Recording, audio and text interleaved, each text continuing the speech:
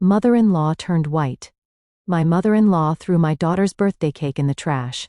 She doesn't deserve a celebration, she said. My husband just watched. Tears filled my daughter's eyes. But then she smiled and said, "Grandma, I made you a special video." She hit play on her tablet, and my mother-in-law Dolores stood over the trash can holding my daughter's unicorn birthday cake like it was contaminated waste. The 3 layers of vanilla cake I'd spent hours decorating were about to meet coffee grounds and last night's leftovers. "She doesn't deserve a celebration," she announced to everyone at my 7-year-old's party. The words cut through the happy birthday song we'd been singing just seconds before. My husband Craig just stood there silent as always. His hands froze in mid-clap while our daughter Rosalie watched her grandmother destroy what was supposed to be the highlight of her special day. The other parents gasped. The children went quiet.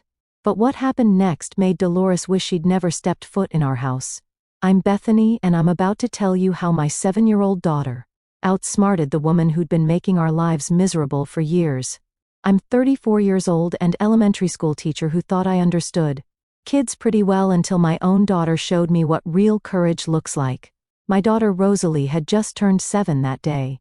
She's the kind of kid who names her stuffed animals after Supreme Court justices and insists on reading the news with me every morning. Smart doesn't even begin to cover it. She has this way of observing everything while pretending to be absorbed in her coloring books or tablet games. Craig, my husband of 9 years, works as a software developer for a tech startup downtown. He's 36, brilliant with computers, terrible with confrontation.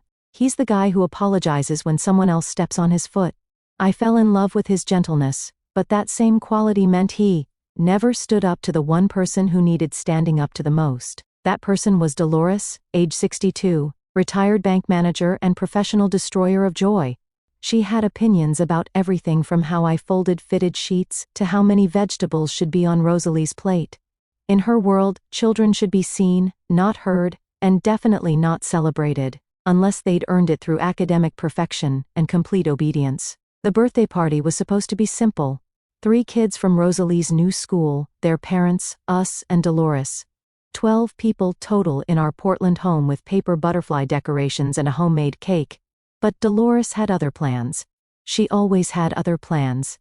What she didn't know was that Rosalie had been planning something too.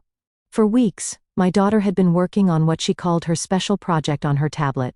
Every time I asked about it, she'd give me this little smile and say it was for school. Craig thought it was probably another one of her creative writing stories. We were both wrong. The moment Dolores dropped that cake in the trash, I saw something change in Rosalie's face. The tears were there, yes, but behind them was something else. A look I recognized from my own childhood when I finally decided I'd had enough of being pushed around. She wiped her eyes, walked over to her tablet, and said the words that would change everything. "Grandma, I made you a special video. Want to see it?" I should have known something was wrong when Dolores arrived at Rosalie's birthday party. Carrying nothing but her oversized purse and that familiar look of disapproval, she walked through our front door at exactly 2 p.m., surveying our living room like a health inspector who'd already decided to fail the restaurant. No gift bag, no card, not even a half-hearted balloon from the dollar store. The morning had started so differently. Rosalie bounced into our bedroom at 6 a.m., wearing her favorite purple dress. The one with tiny silver stars that she'd picked out specially for today. "Mommy, do you think Grandma Dolores will like my surprise?" she asked, clutching her tablet against her chest like a treasure. For the past month, she'd been secretly working on something she called her appreciation project for school. Every time I walked into her room, she'd quickly minimize the screen and start playing some game about digital pets. "I'm sure she'll love whatever you made, sweetheart," I told her, though the words felt heavy with doubt. Dolores hadn't loved anything we'd done in the 3 years since we'd moved to Portland for Craig's job. Our small craftsman house was transformed for the occasion. Rosalie and I had spent 3 evenings cutting and folding paper butterflies in every shade of purple and pink. We'd strung them from fishing line across the ceiling, and when the afternoon light hit them through the windows, they cast dancing shadows on the walls. The dining table wore my grandmother's lace tablecloth, and I'd set it with mismatched vintage plates I'd collected from estate sales and thrift stores. Each plate told a story, had a history. Just like I wanted Rosalie to understand that imperfect things could still be beautiful. The centerpiece of it all was the cake. I'd stayed up until 2 a.m. the night before, carefully piping buttercream roses and sculpting a fondant unicorn with a rainbow mane. 3 layers of vanilla cake with strawberry filling, Rosalie's favorite. She'd drawn me a picture of exactly what she wanted, down to the unicorn's pink hooves and golden horn. Remember when Grandma said unicorns are silly and I'm too old for them? Rosalie had asked while we were mixing the batter together 2 days earlier. I remember, I said, letting her lick the spoon. I still want one. Maybe when she sees how pretty it is, she'll understand why I love them.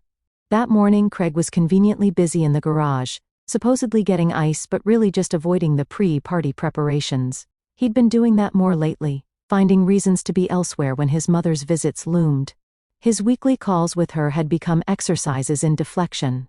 "Mom's just traditional," he'd say after hanging up, rubbing his temples. "She means well. But meaning well and doing well are 2 different things, and Dolores had been steadily chipping away at our family since the day Craig proposed to me. "A teacher?" she'd said when he told her my profession. "Well, I suppose someone has to do it," as if shaping young minds was equivalent to mopping floors. My parents lived across the country in Boston, too far to make it for every birthday, but never too far to send love.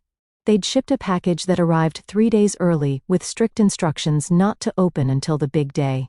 My sister Nadine was supposed to fly in from Chicago, but her flight got canceled due to storms.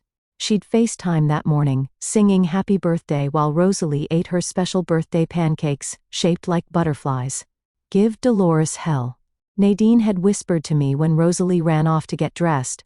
"She's Craig's mother." "I have to try," I whispered back. "You've been trying for 9 years, Beth. When's he going to try?" The invited guests were intentionally limited. 3 kids from Rosalie's new school were coming with their parents.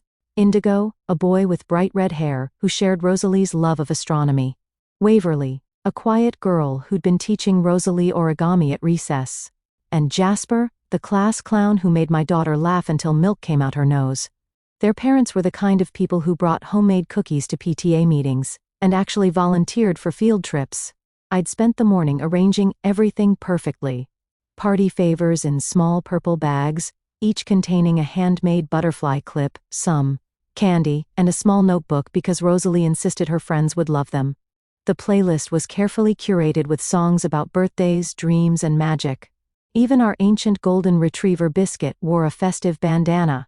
Craig emerged from the garage carrying exactly 1 bag of ice, wearing the same resigned expression he always wore before his mother's visits. "She's going to find something wrong," he said, not meeting my eyes. "She always does," I replied, straightening Rosalie's special birthday crown one more time. But today is not about her. How wrong I was. It was about to become all about Dolores. Just not in the way any of us expected. The trouble started the moment Dolores walked through the door.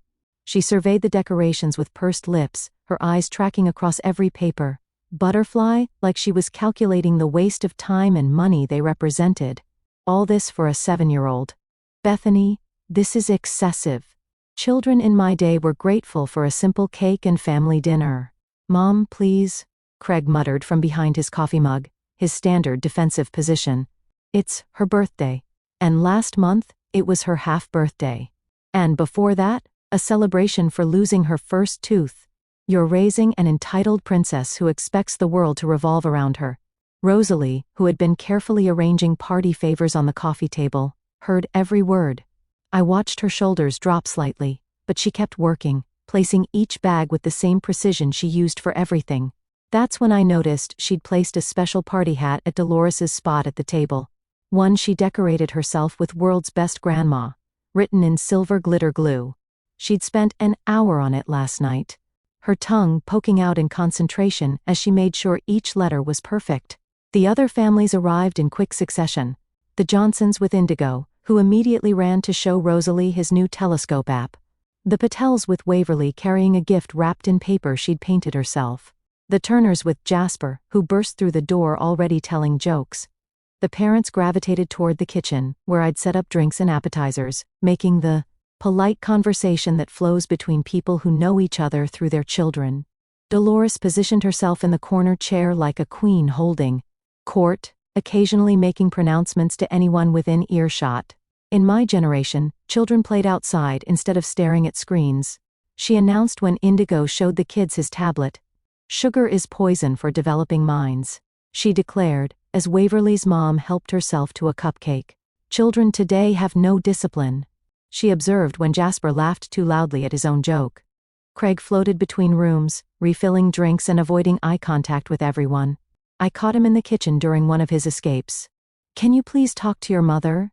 She's making everyone uncomfortable. She's just being herself, he said, which was exactly the problem. Then be yourself for once, and tell her to stop. He opened his mouth to respond, but we heard Dolores's voice rise from the living room. Rosalie, posture. You're slouching like a common street child. I returned to find my daughter sitting ramrod straight, her party crown slightly askew, trying to maintain perfect posture while playing a board game with her friends. The other parents exchanged glances. Waverly's mom moved closer to the children, creating a subtle barrier between them and Dolores. For an hour, we maintained this uneasy peace. The kids played Pin the Horn on the Unicorn, which Dolores called encouraging delusion about mythical creatures. They did face painting, which she deemed teaching vanity. They played musical chairs, which she labeled promoting aggressive competition. Then came time for the cake. I dimmed the lights and carried it in from the kitchen. The 7 candles plus 1 for good luck, casting a warm glow on Rosalie's expectant face. Everyone started singing, even Craig managing to raise his voice above a whisper. Rosalie closed her eyes, ready to make her wish. That's when Dolores stood up. Stop this nonsense right now. Her voice cut through the singing like a blade. The room fell silent instantly. This child got a C on her spelling test last week. Craig told me himself, and she's being rewarded with this spectacle. This is what's wrong with your generation, Bethany. No consequences, no standards, just endless celebration of mediocrity. Mom, that's enough, Craig said weakly. But his mother was already moving. No, it's not enough. Someone needs to teach this child that rewards must be earned through excellence, not just existence. Before anyone could react, she grabbed the entire cake with both hands, plate and all. She marched into the kitchen with the determination of someone on a moral crusade. We all stood frozen as she held it over the trash can. She doesn't deserve a celebration, Dolores announced. Then she dropped it. The cake hit the trash with a wet thud. The fondant unicorn's head broke off and rolled across the coffee grounds and orange peels. Pink and purple frosting smeared against the plastic bag. 3 layers of carefully baked love disappeared into the garbage. The room was silent, except for Biscuit whimpering from his bed. Indigo's mom covered her mouth with both hands. Waverly started crying. Jasper, the class clown, stood perfectly still for maybe the first time in his life. But all I could see was Rosalie's face. Tears pulled in her eyes but didn't fall, as if she was willing them to stay put through sheer determination. Her bottom lip trembled as she stared at the trash can where her birthday cake, her magical unicorn cake that she designed and dreamed about, lay in ruins among the household garbage. Craig stood frozen, his mouth opening and closing like a fish gasping for air. Mom, that was completely inappropriate. You shouldn't have done that. Someone had to be the adult here, Dolores replied, brushing imaginary crumbs from her hands with the satisfaction of someone who just performed a public service. When children fail, they face consequences. That's how they learn. I wanted to scream. I wanted to grab Dolores by her perfectly styled gray hair and drag her out of my house. My hands actually shook with the effort of keeping them at my sides. Every maternal instinct in my body roared to life, demanding I protect my child, defend her, do something, anything, to erase the hurt on her face. Indigo's dad stepped forward. Mrs. Dolores, I think you should apologize. That was cruel. Cruel is letting a child believe she's special when she's average. Dolores shot back. Cruel is setting her up for a lifetime of disappointment when the real world doesn't hand out prizes for participation. She's 7 years old, Waverly's mom exclaimed, pulling her daughter closer. Old enough to learn that actions have consequences. A C in spelling. In my day, that meant no dessert for a month, let alone a party. Craig finally found words again, though they came out strangled. The spelling test was on advanced words. The teacher said she did well, considering they just started the unit. Excuses, Dolores waved him off. You always make excuses for them both. That's when I saw something unexpected happen on Rosalie's face. The tears that had been threatening to fall suddenly stopped. She wiped her eyes with the back of her hand, and then she smiled. Not a sad smile or a forced one, but the same mischievous grin she got when she figured out the answer to a difficult puzzle, or successfully pulled off a magic trick she'd been practicing. Grandma Dolores, she said, her voice surprisingly steady and clear. I understand you're disappointed in me, but I made something special for you. Can I show you? Please? Dolores huffed, adjusting her purse strap. I suppose, though I don't see how anything could excuse this behavior, and these grades. It's a video, Rosalie interrupted, her excitement seeming genuine as she ran to get her tablet from the living room. She handled it carefully, like it contained something precious. I made it for school, but it's really for you. My teacher, Mrs. Chen, said it was the best project in the class. I got an A+ on it. That caught Dolores's attention. Her eyebrows raised slightly. An A+? Well, why didn't anyone mention this earlier? Because it was supposed to be a surprise for today, Rosalie said, connecting the tablet to our smart TV with practiced ease. I've been working on it for a whole month, every day after school, sometimes during lunch too. Craig looked at me questioningly. I shrugged, as confused as he was. Rosalie had mentioned a school project, but she'd been secretive about the details. It's called The Important Women in My Life, Rosalie announced, navigating to her files with quick fingers. You're the star, Grandma. The whole thing is about you, and what you've taught me.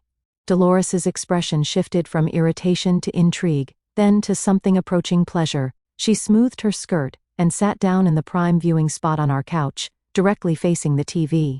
Well, I must say this is unexpected. At least someone recognizes the importance of honoring your elders. Oh, you're definitely honored in this, Rosalie said, and something in her tone made me look at her more closely. There was a glint in her eye I'd seen before, usually right before she checkmated Craig in chess, or revealed she'd known about her Christmas presents all along. The other parents remained standing awkwardly, unsure whether to stay or leave. Jasper's mom started to gather their things, but Rosalie turned to them. Please stay. Everyone should see this. It's educational. Yes, stay, Dolores commanded, now fully invested in being the center of attention. Perhaps you'll all learn something about proper values and the importance of grandmother figures in children's lives. Craig moved closer to me, perhaps sensing the shift in atmosphere. Even Biscuit had emerged from his bed, tail wagging tentatively as if the tension in the room had lifted. Rosalie stood by the TV like a tiny presenter. Her birthday crown still slightly crooked, but her bearing confident. This took a lot of research. I had to gather what Mrs. Chen called primary sources. Do you know what those are, Grandma? Of course I do, Dolores sniffed. Original documents and first-hand evidence. Exactly, Rosalie beamed. And I found so much evidence, so much. You're going to be amazed at how much I learned from watching you. She pressed play with a flourish, then stepped back to stand between Craig and me. I felt her small hand slip into mine and she squeezed it 3 times. Our secret code for, I love you. The TV screen came to life with the cheerful opening notes of what sounded like a children's educational program theme song. The video opened with cheerful music and the title in colorful letters, The Important Women in My Life by Rosalie Mitchell. Then Rosalie's recorded voice began sweet and clear. The most important woman in my life is my Grandma Dolores. I want to show everyone why she's so special and what she's taught me about life. Dolores prined, sitting up straighter and casting a satisfied look around the room. Well, it's about time someone recognized my contributions to this family. The screen transitioned to a photo of Dolores at last year's Christmas dinner, looking regal in her navy dress. Rosalie's voiceover continued. My Grandma Dolores has taught me so many important lessons. Let me share them with you. Then the first video clip played. The image was slightly shaky, clearly filmed from tablet height. The date stamp showed Thanksgiving just 6 months ago. Dolores's voice rang out crystal clear. That child is manipulative just like her mother. She cries to get attention. It's pathetic, really. 7 years old and still acting like a baby whenever things don't go her way. The video showed Dolores sitting in our living room, talking on her phone while I was in the bathroom. The angle revealed something else. Rosalie, visible in the reflection of the china cabinet glass, curled up on the couch where she was supposedly napping, tears streaming down her face as she heard every word. Dolores went white. "How did you get this?" But the video continued. The next clip was from Christmas morning. A FaceTime call Dolores didn't know was being recorded. Craig married beneath him, obviously. Bethany can't cook properly, can't keep house to any decent standard, and she's raising a spoiled brat. I'm embarrassed to tell my friends about them. When they ask about my son's family, I change the subject. The room was absolutely silent except for the TV. Even the children seemed to understand something significant was happening. Another clip rolled. Dolores at Rosalie's school play 2 months ago, talking to another grandmother in the lobby. She can't even remember her lines properly. No talent whatsoever, just like her mother. Not like my friend Margaret's granddaughter, who's already been accepted to the gifted program. Now there's a child with actual potential. Rosalie's probably going to be average her whole life. Maybe below average if she takes after Bethany's side? Craig made a sound like he'd been punched. His face had gone from confused to horrified as he watched his mother destroy his daughter with surgical precision. The clips kept coming, each one worse than the last.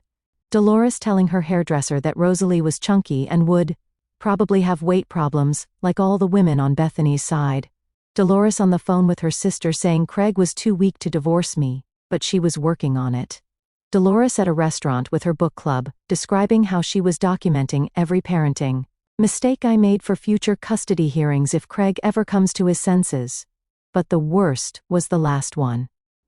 The timestamp showed just 2 weeks ago. Dolores was in our guest room, her voice clear and deliberate.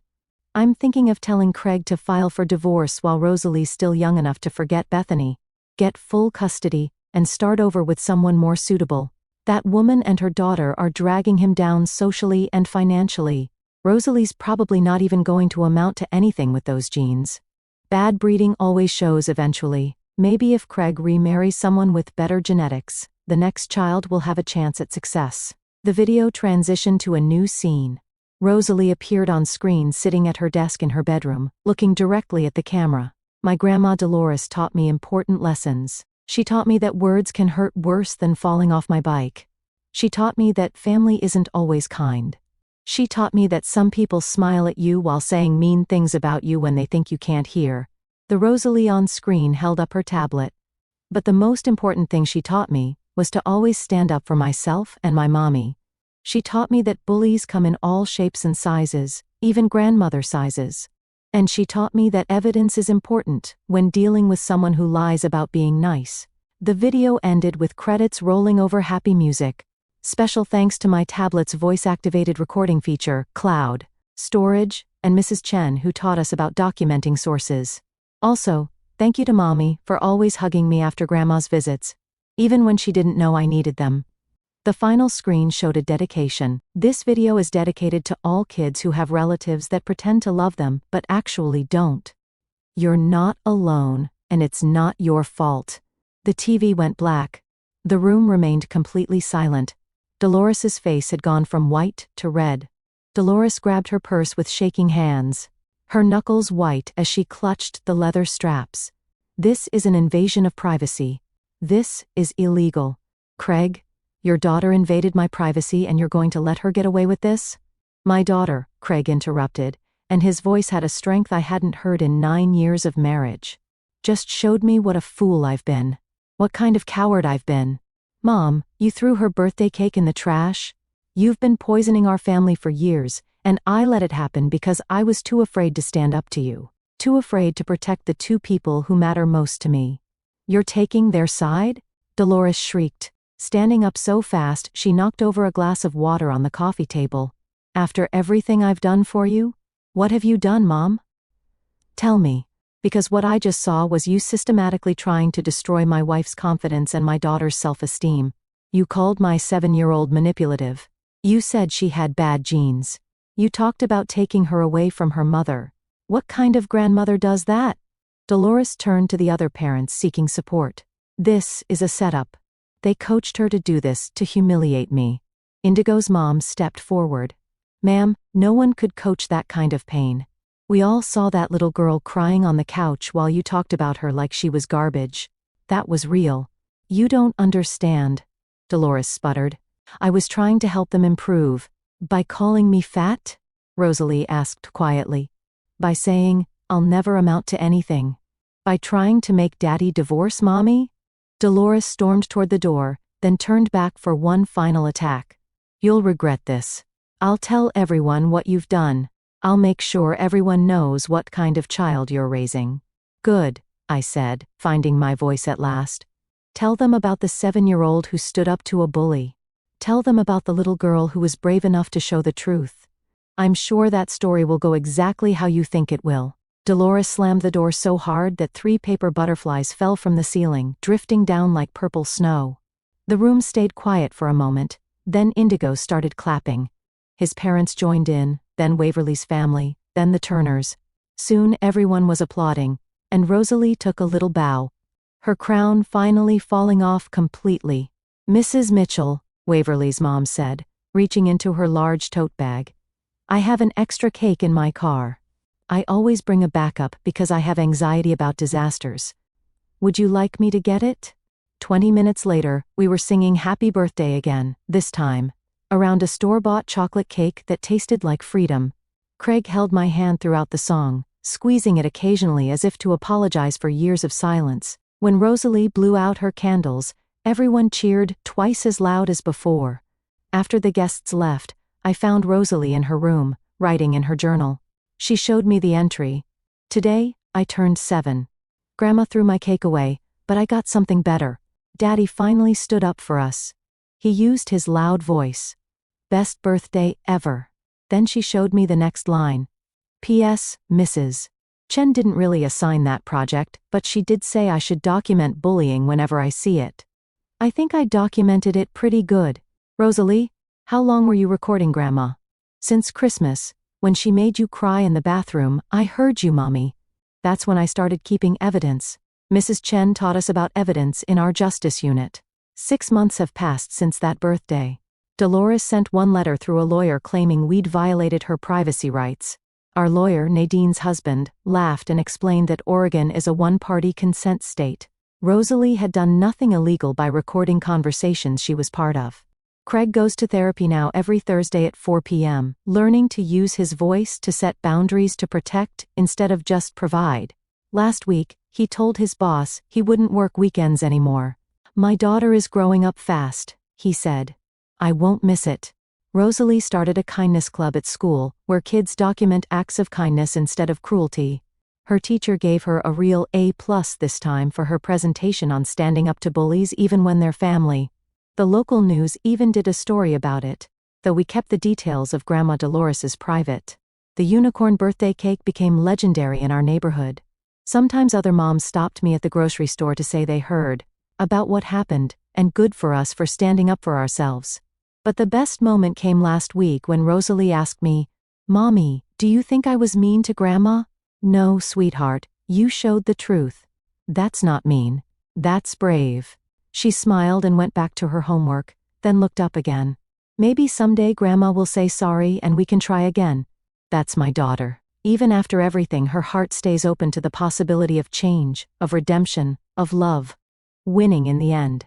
If you enjoyed this story, please give it a like and share it with someone who needs to hear that. Standing up to family bullies is not only okay, it's necessary. Drop a comment below about a time you or someone you know stood up to difficult family members. And don't forget to subscribe to our channel for more stories about families finding their courage. Kids teaching adults about bravery and the power of truth told at exactly the right moment. Remember, sometimes the smallest voices speak the loudest truths.